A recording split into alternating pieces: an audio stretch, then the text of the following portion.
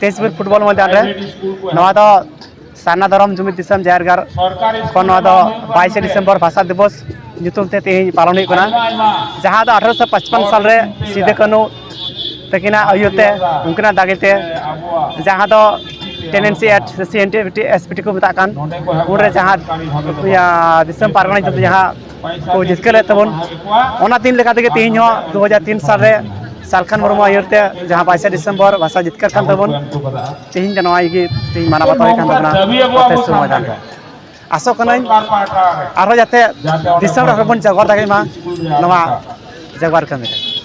जवार के ठीक है ना दिए तो गालमारा लगी को नहीं हो पाएगा अब नया होयपुर ब्लॉक मालदा जिले रे ताजपुर आतु टोला रे जहां फुटबॉल मैदान रे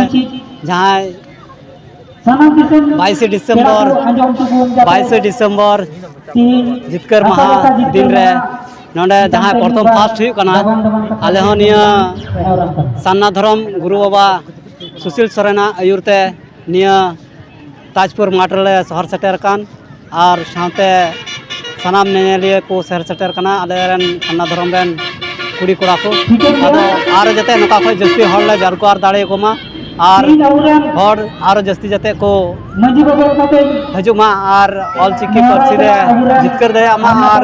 सिखना दित के जते रे चेष्टा मा सान्ना धरम जुमिद दिसम जायरगार रे